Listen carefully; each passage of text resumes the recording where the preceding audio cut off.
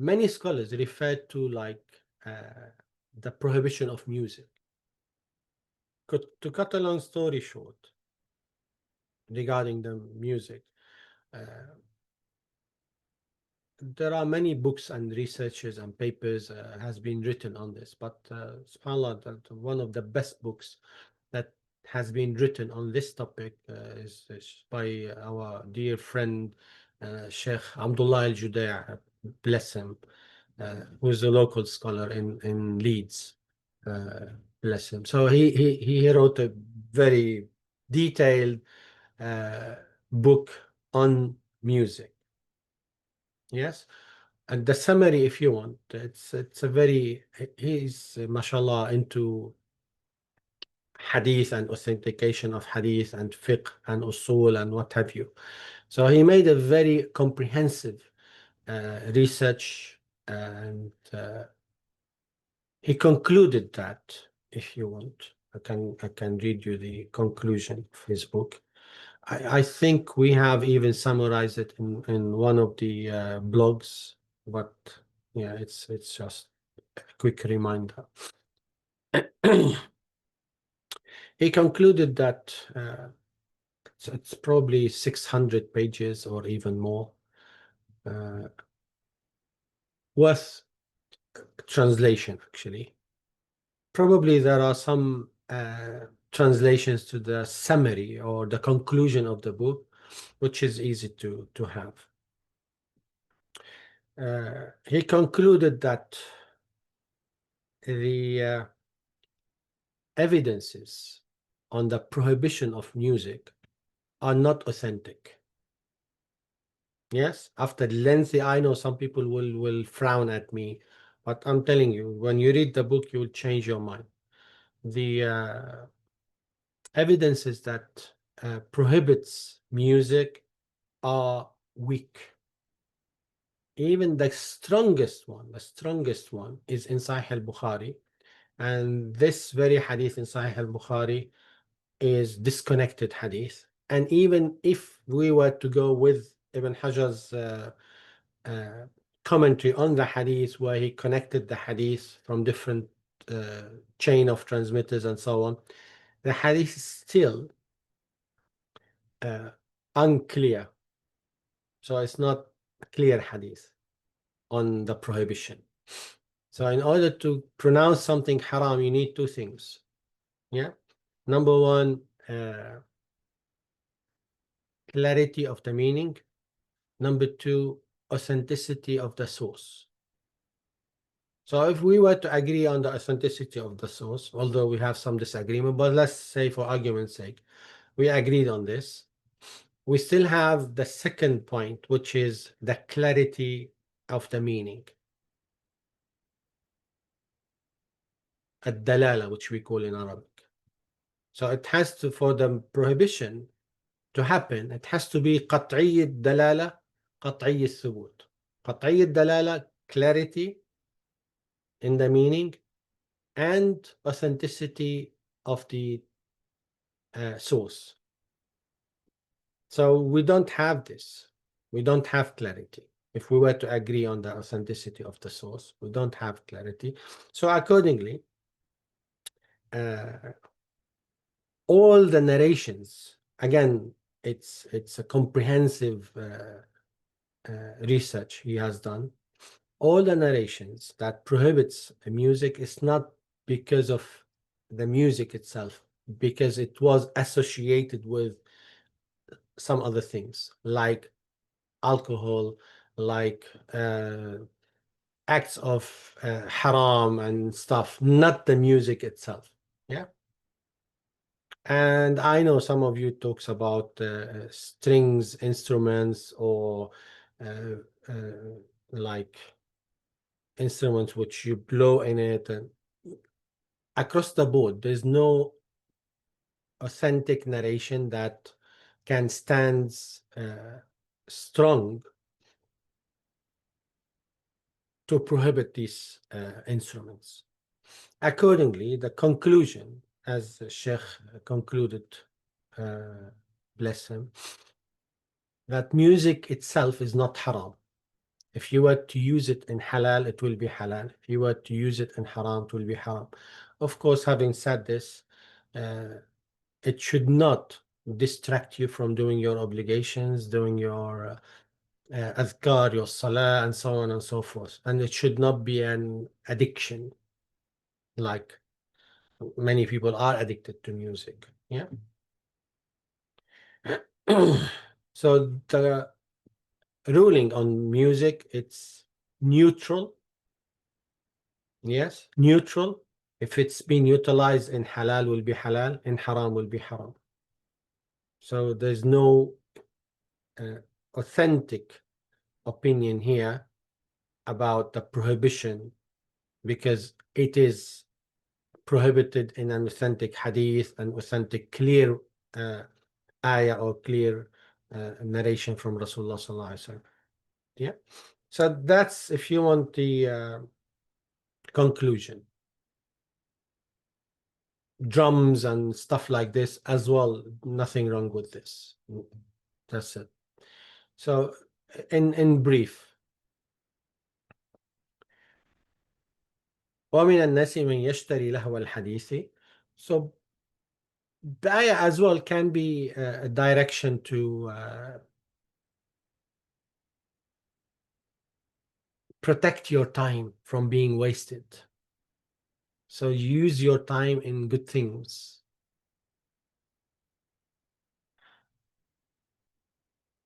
And received some questions in addition to the usual expectation that assumption that music is haram. We received a question from somebody that if you listen to music, you cannot recite the kalama when you die. And in the grave, you will recite songs, and the angels of mercy will not enter the house when music is played. Where did you get this from? Well, clearly, I think they're hearing it online, because then when I Googled it, things came up. And there's another one saying that you'll be turned into pigs. Yeah, let me tell you. In order to decide this or that, we need to have an evidence. Otherwise, we'll go back to Jahiliyyah, which is based on the Nadr ibn al-Harith fairy tales. Fairy tales of Nadr ibn al-Harith says this, says that. We can't do this. We need an evidence. Give me an evidence, clear evidence, authentic evidence, then we can discuss. But just to throw left, right, and center stuff and fairy tales, I can't follow this. So do we have any questions or comments? Assalamu alaikum, Samia. What would you like to say? Wa alaikum assalam wa rahmatullah. So, Sheikh, it's just a continuation of this music discussion. To be honest, my opinion changed when I met you, because I had heard all the previous opinions. As you know, it's very common. And I've shifted my opinion, alhamdulillah, as a result of that.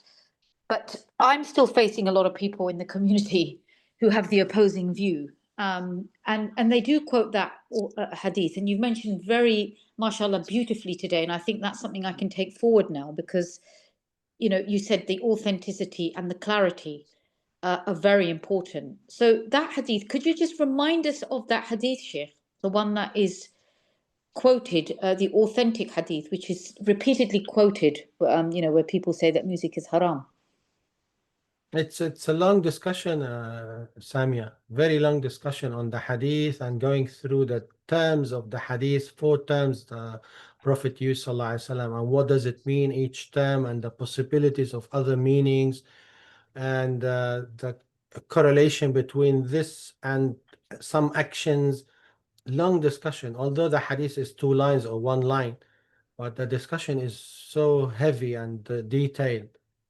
Okay, so something maybe we can update on the blog then, inshallah, moving yes, forward. Yes. But just generally, Sheikh, so it was very interesting, because you said that, you shouldn't be addicted to music. And I think these are all common sense things which we need to be reminded of.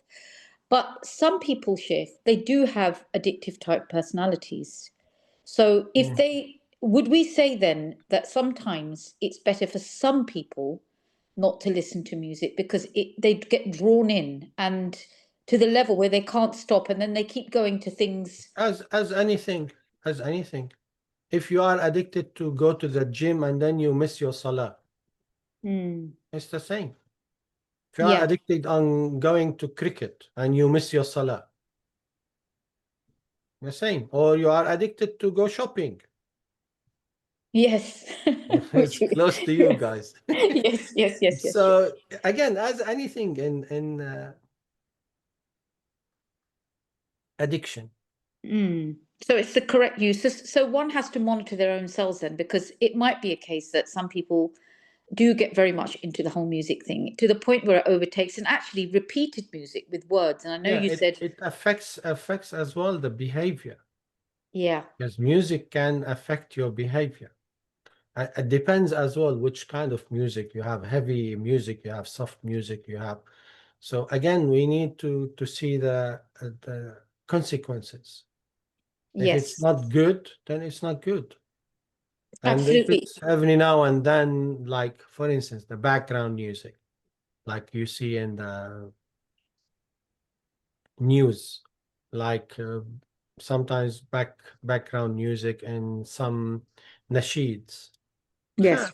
That's fine. Yes. And you've mentioned always that the wording is very important in the music. So if Of you course, So of course. this current pop music, a lot of it obviously is not something that you would advocate because of the words and all of the things in it. But sometimes you do get songs actually as well that have good meaning and good words. There are, yes, there are. But And unfortunately, the majority of the songs are, sorry to say, rubbish. trash. Yeah, absolutely. Okay, so one has to be sensible, and it's really difficult in our environments, isn't it, Sheikh, with music at school and all of that, because it's promoted so heavily. But I guess, it depends again on what they're advocating. Sometimes at my daughter's school, when they are singing, it's actually very nice, the songs with, reminders of Allah's creation indirectly and things like that. So I think that's all fine. Yeah. But it's the other stuff we need to keep an eye on. But it's just, I think inshallah, I look forward to us updating that blog, because I think it's a discussion which is still circulating. People are, and it's forever circulating in our Yeah, communities.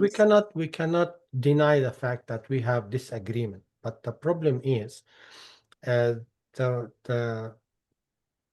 people who follow the opinion of prohibition, they deny that there's another opinion.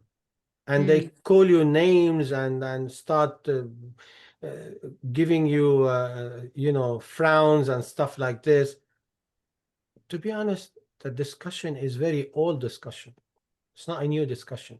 Never been the case that we have one opinion on music and there's no discussion. No, actually, there's a big discussion on the music. And bottom line, we have two opinions. One says prohibited, one says it's not prohibited, but depends on how you use it.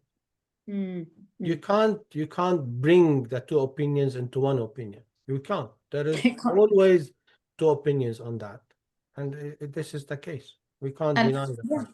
Absolutely, Sheikh. I think what I'm hearing from this actually, that we need to respect the other opinion, even if we don't agree with it, and Yeah, tolerate but each the other's problem is they don't respect the other opinion. This is No, I they don't. respect their opinion, but they will never respect your opinion at all. They will call you names. They I tell you. think you're deviated. They think you're deviated. I tell you, yeah, and they will frown at you and say even you are fasiq or something along these lines and promoting haram, and you will be punished for that, and don't say this or that. I respect your opinion. You should respect my opinion. It's not my opinion personally, but it's the scholar's opinion which I follow, which I respect their knowledge and their deep understanding and so on. And by the way, very quickly, Shaykh Judai' Hafizahullah, bless him, his book he presented to Ibn Baz before he passed away, and he approved it. Subhanallah. Believe it or not. Really? Yes. Okay, so that has to go in the blog, because if that's out there and people know, then I think, because Yeah, obviously he said the evidences which you brought and the analysis and the I cannot disagree with this. But he didn't say I agree that I will listen to music. No, he never said this. But I'm talking about the technicalities yes, of authentication and critiquing the hadith and what have you. Yes. So he was praising the work of the Sheikh. Subhanallah. Well, that actually shows his character as well, Sheikh. It shows Yeah. his depth of knowledge too. May Allah reward them all. Yes. So I think that's the example they should follow then, in terms of at least looking and considering another opinion, you know, before judging. Yeah. Okay. Jazakumullah khair, Shaykh. Thank you so much. Why